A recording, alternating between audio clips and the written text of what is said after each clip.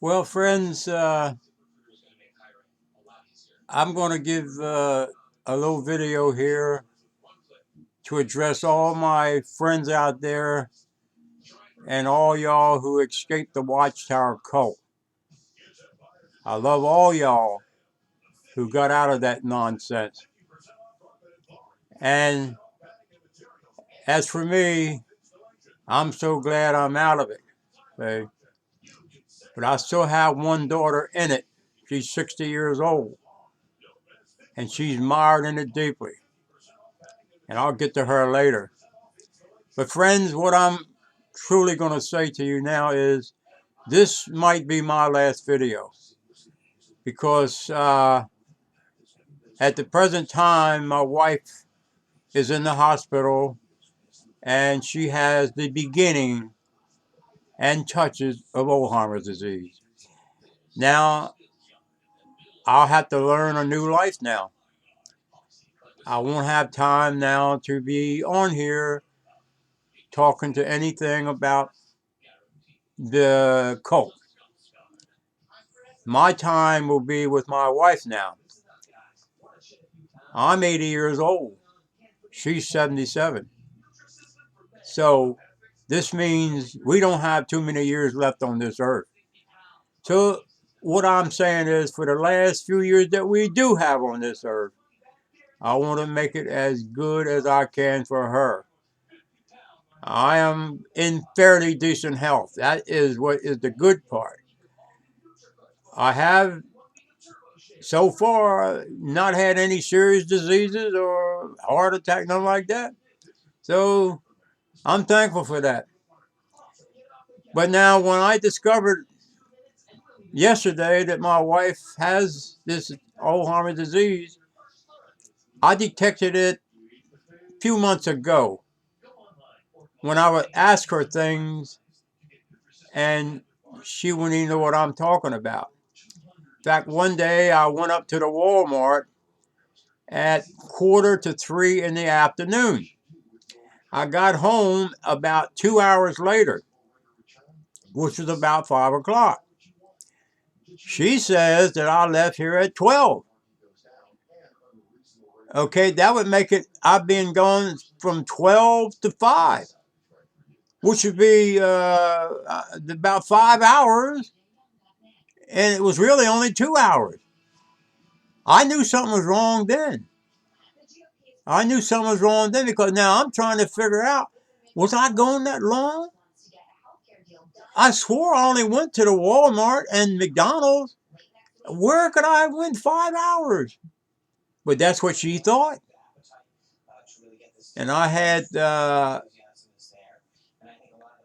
receipt from McDonald's which gave the time that I was there, and a receipt from Walmart that tells you the time that you were there. So my proof was there. But she didn't think that. I couldn't prove it to her. So then I knew there was something wrong with her. And when I took her to the doctors, and this is something all your husbands or your wives should keep in mind, if you go with your mate to the doctors, the doctor will ask her certain questions. Now, they're simple questions. And when he asks these questions, it's not a kidding matter. It's serious. But it sounds like it's just something simple. He asked her birthday. She didn't know it. Then he asked her who the President of the United States was. She didn't know. But I knew she knew.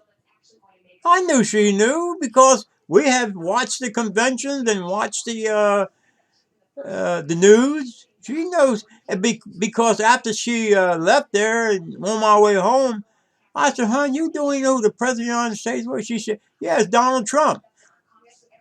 Well, then I figured, well, she is something wrong with her because you don't remember that quick and you don't forget that quick.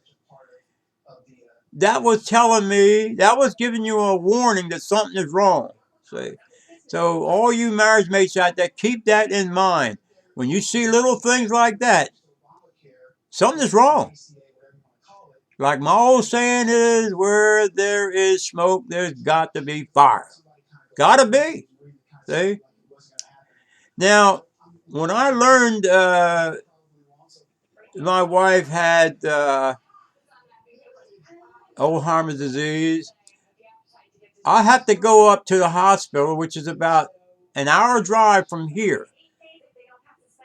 I go up there a couple times a week because I can't drive at night no more. And the visiting hour starts at 6 o'clock to 7:30. So I'll go up there and stay till 7, then I'll get out of there and get home before it gets dark. But don't you know, my daughter, who is a cult member and 60 years old, she went to that hospital and found out what her mother had, which she had that right. But now, after she learned that, all of a sudden she's going to take the bull by the horn and call me up and tell me what I have to do or should do.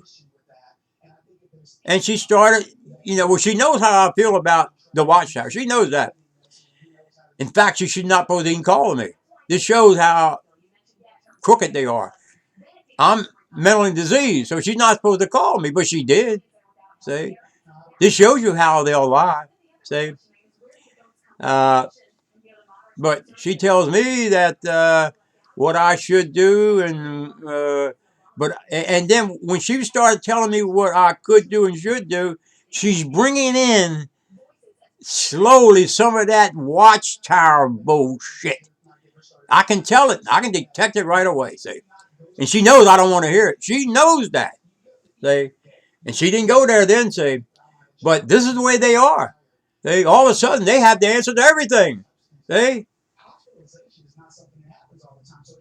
There's been many people who have died following the advice of a JW, whether it be blood or anything, because they got to tie in that bullshit from the watchtower into your problem.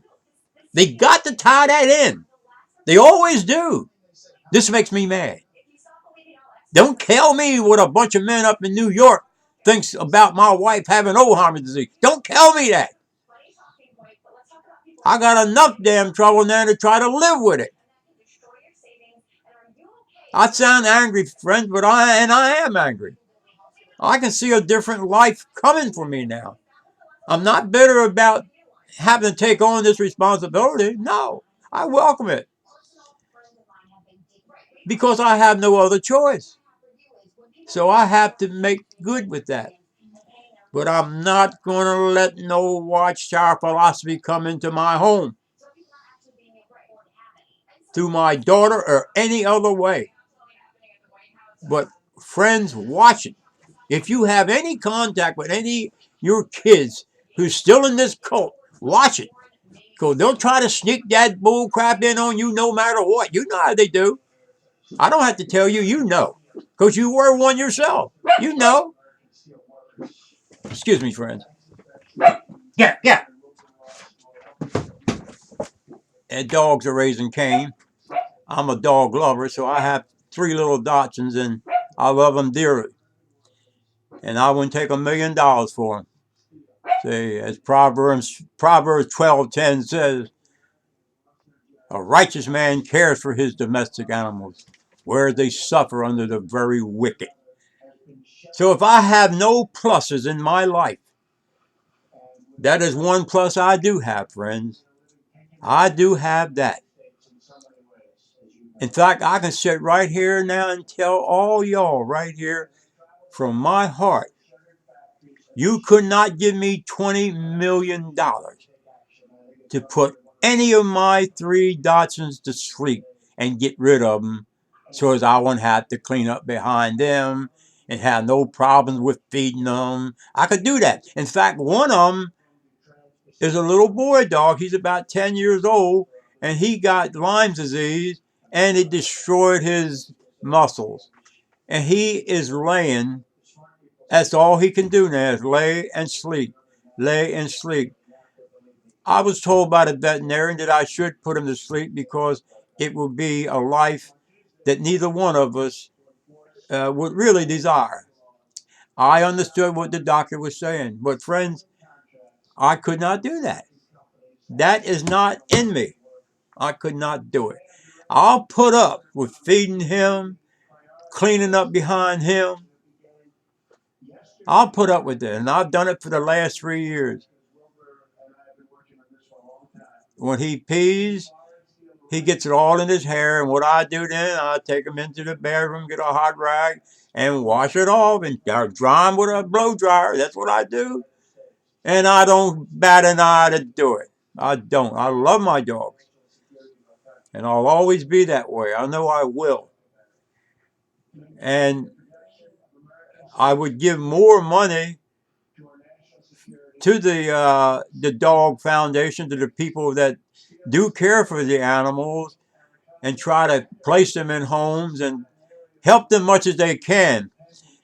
But see, friends, I'll send in $15 or $20,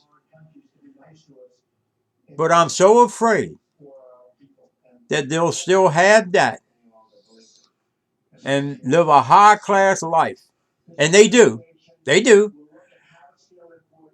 But that's one reason I don't give as much. I feel my doggies won't get it. They won't get it. And you know I'm telling you the truth. I've seen these veterans envelopes to come to your home. You know what I'm talking about. And I have read where they get 1 penny out of the dollar that goes to their comfort. You see what I'm talking about? In fact, wicked, evil men have even made it hard to care for the animals and care for the veterans. Greedy people, just like those people up in Warwick. I guess it's Warwick now, whatever it is. I just wish that guy from North Korea lived right next to him. I don't even know his name and don't even want to know his name. But I wish he was their neighbor. Hey? And friends, like I said, I got a new life ahead of me now. And I want your prayers, friends, because we all will face this thing eventually. Whether it be me, you, or some of your loved ones. But we all going to face something that is a disaster. Now, I have lived my life, though I have good health. But I know that something is around that corner waiting for me. I know that. I don't know. It could be heart, liver, blood. I don't know. No one knows. But there's something around that corner. I don't care how good my health is. There's something around that corner waiting for me. Oh, absolutely. Guaranteed. See? But, friends, I want to touch on a few things because this probably is my last video. I could be wrong. It depends on a lot of things now. But I just want to touch on one thing that I'm reading Crisis of Conscience again for the second time by Brother Ray Franz. I call him brother, and you know what? I mean it. Brother Ray Franz. You know, I read in his book some things that I'll always remember. How the Watchtower and their liaison committee disfellowshipped an old black brother who was 92 years old. Disfellowshipped him because he took some blood to live one more day so as his son could come in from Texas to see him before he died. He had that choice, and he chose to take the blood, and he did live a couple more days after that, but his son did get there and see him. And guess what? They had a judicial committee come right to the darn hospital and disfellowship him on the bed of death. I cannot see how people would stay in that nonsense with things like that. Ray Franz said it, and I believe it. Yes. Some of y'all have heard of that. I know you have. Disfellowship the poor man laying on his deathbed. They are fanatic, evil people. That's what they are. They're evil. And I have a daughter mired in that crap. I'm ashamed of it. And Brother Franz also said there was a time where a young sister, about 22 years old, got disfellowship, and she had a baby. And she was trying to still go to meetings and get reinstated. She went to a meeting one time, it was up the stairs. I don't know where it was, and I don't care. But she had to go up the steps with the stroller. And she was pulling the stroller backwards, pulling it up. And here comes 2, 3 other zombies who walked right by her. Walked right by her and didn't even bat an eye to help her. Because she was disfellowship. She's supposed to be shunned. How evil can you get? How evil can you get? That's evil. That is evil. That's low down. That stinks. That sucks. That's anything. Low class human beings would do that, and they did do that. And there are probably other horror stories out there that some of y'all could tell. You've heard about it all. See? And when I hear Mikey on this here YouTube, how he rants too, like I do. He rants. That brother know what he's talking about, though. He got information on them that we'll never get, but he gets it.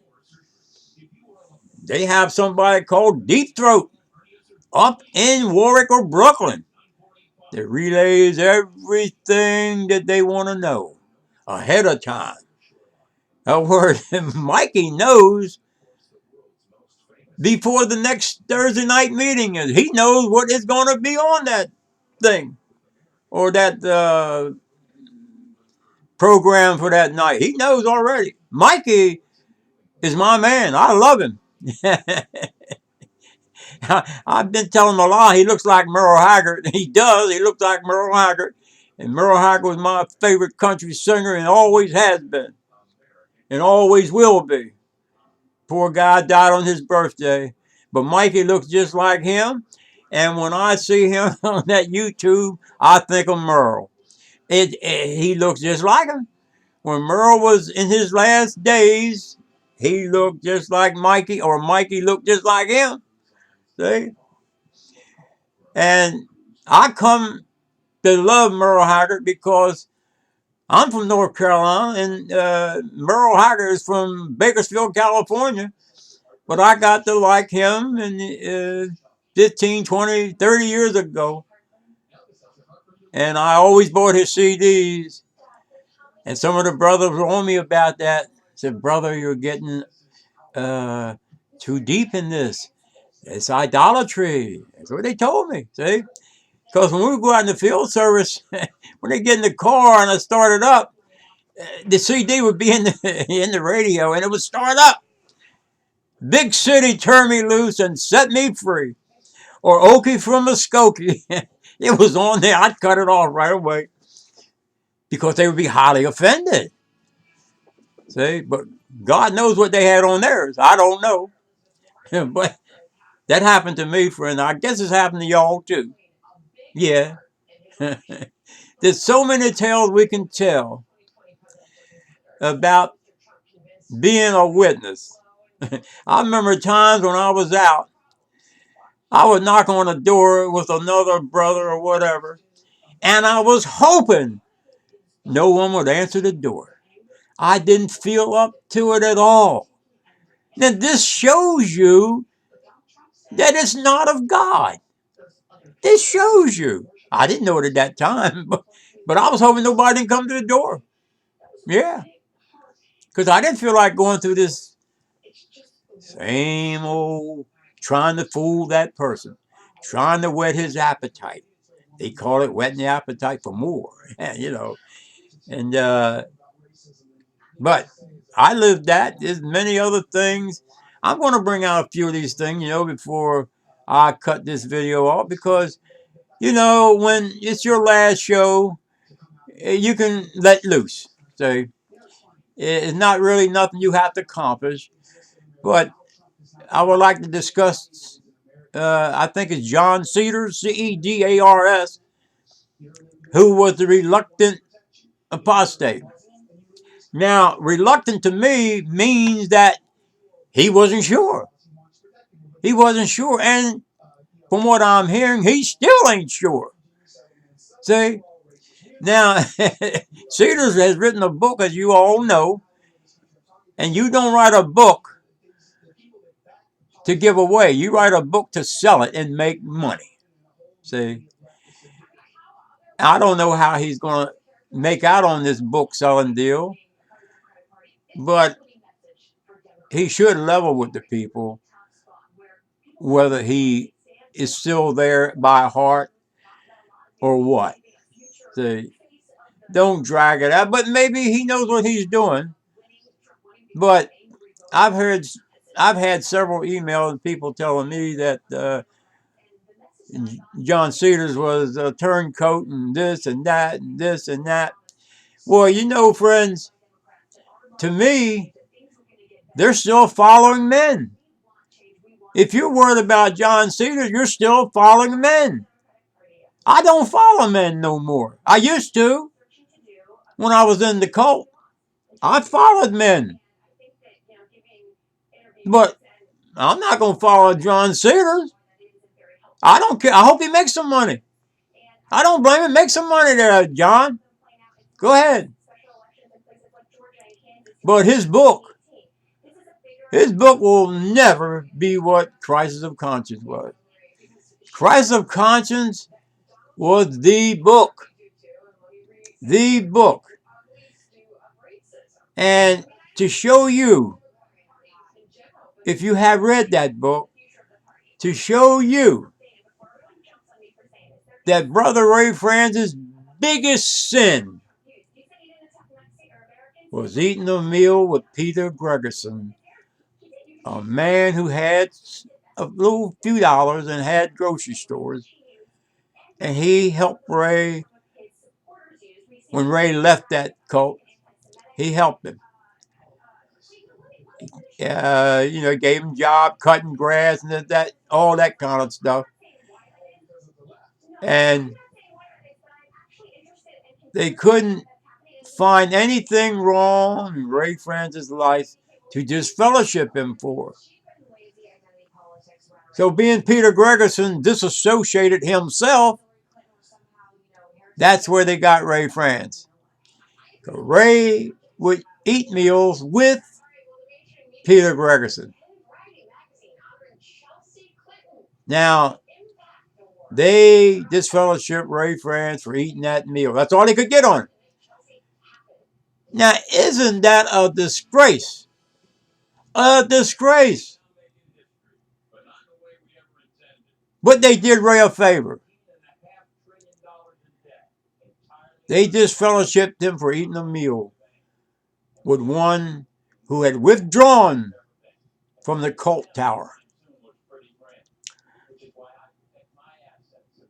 And to think of it, can you think of other governing body people?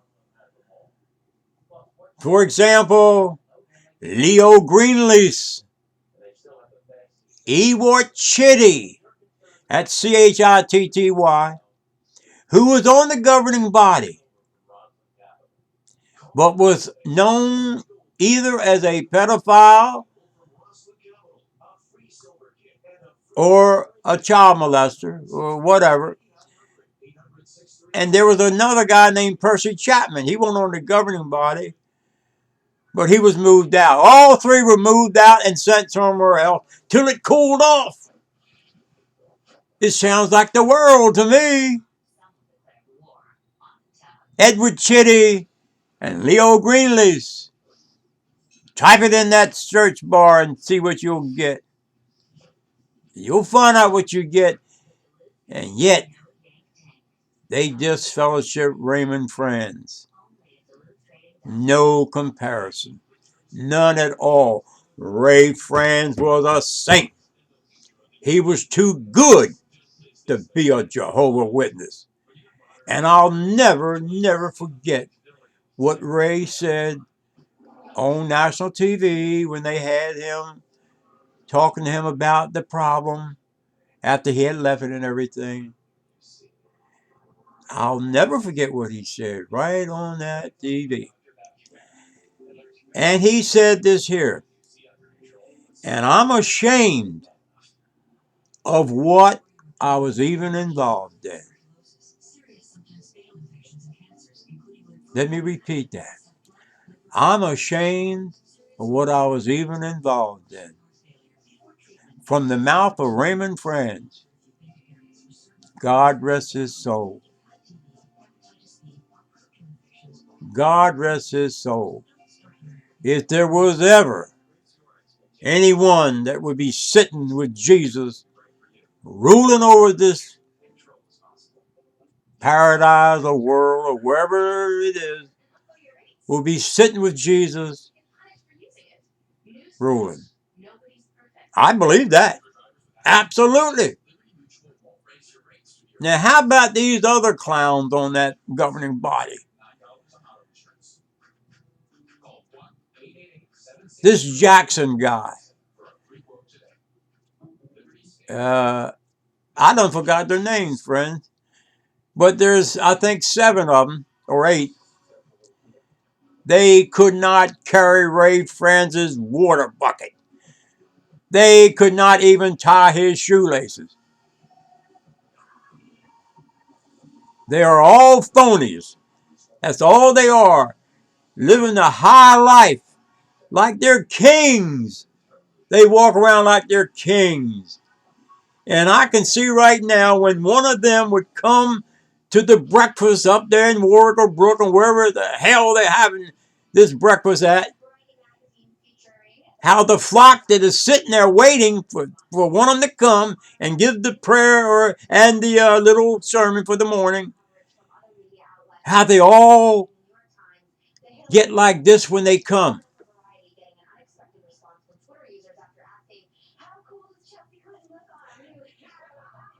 That's Brother Jackson. Yeah. They go in a trance and they talk about the Pope. They talk about the Pope. Eh? You know, that stare that I just gave you, I know what it is. It's all AWE. I have did the same thing at meetings. It's a pretense you go into.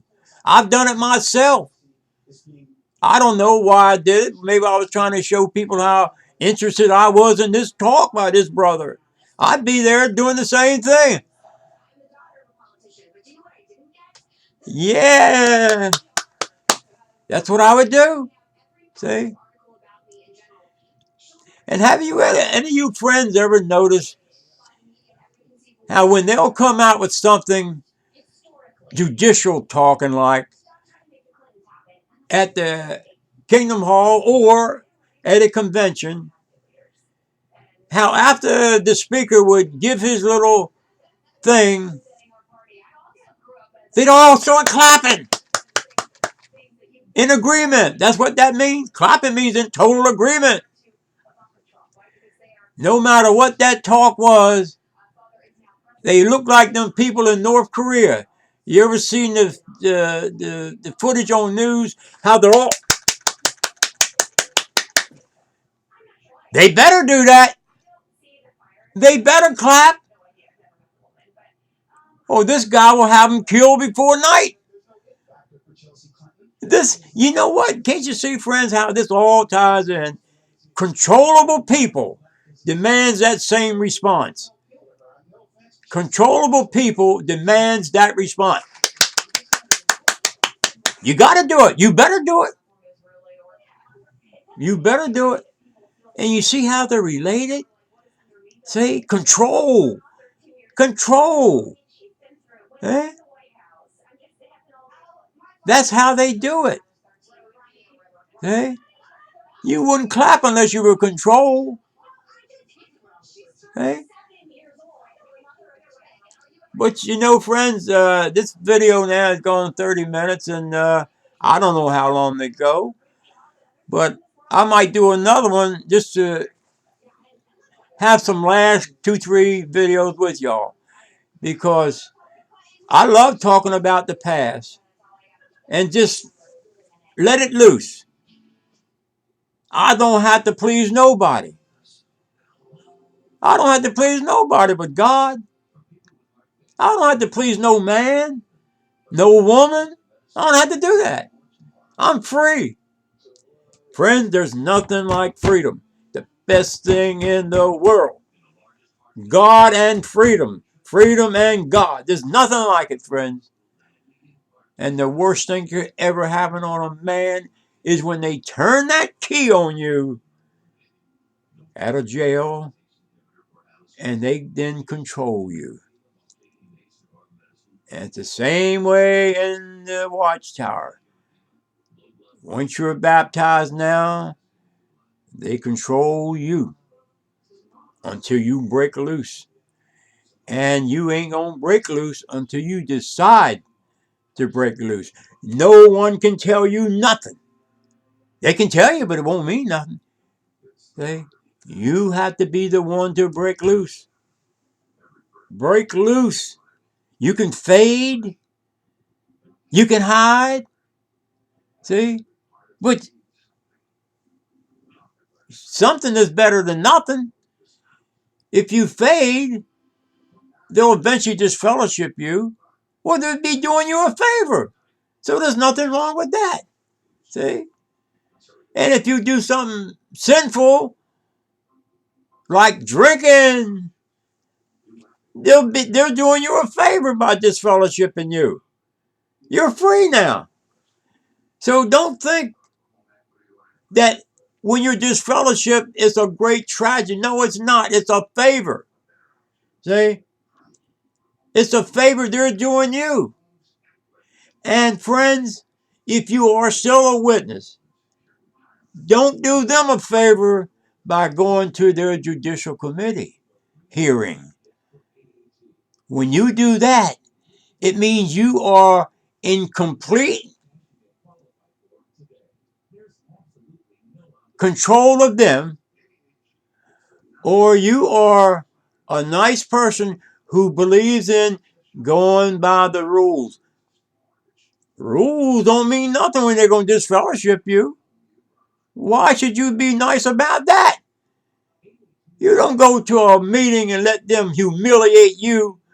I've heard some hidden tapes about these judicial committees. You know, brothers have hidden cameras and or audio to tape the meeting when they get disfellowship. And I've heard how they talk to them elders.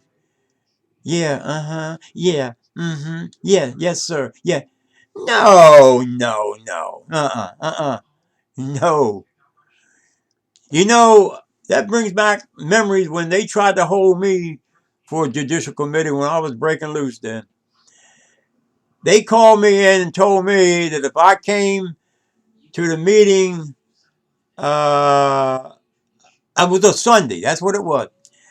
The traveling overseer had stopped around and I was giving him all my doubts. United Nations, the blood, and all of it. See, I was telling him then what I know now. And he says, well, brother, come tomorrow morning to talk. And when the watchtower study is over, I'll answer all your questions. Okay. So the next morning I got up and went up to the Walmart and bought a little tape recorder and bought some tapes and tested it out and I put it in my jacket. See, I was going to tape everything they said at this meeting. Now, when it came time for this meeting, I goes to the door. They told me where to go. I comes into this room, and the door is open, and I see three men sitting there. The traveling overseer, and one brother on that side, and one brother on the other side. And they all had notepads and pens. And they welcomed me. I never even sat down yet now. And I asked the traveling overseer, I said, well, look, brother, you told me you were going to answer all my questions, didn't you? He said, sure I am. I said, well, we don't need the other two brothers. I can see these brothers anytime. In fact, one of them lives right down the street from me. I can ask him a question anytime. And the traveling overseer says, well, John, you don't want to talk in front of them? I said, no, I can talk to them anytime. You know his response was, well, I'd rather not talk about it then. I said, okay, you have a good day. I went right on out. I didn't never sat down. See? And the old saying is that you never stand and address dignitaries. You always sit. I didn't know, and I didn't give a damn if I didn't know. I just left. I never heard from him no more. I'm gone. I'm out of here. Hey, I had that same attitude then as I do now. Hey, but friends, I'm going to promise you, I probably is going to do a couple more just to let a little steam off.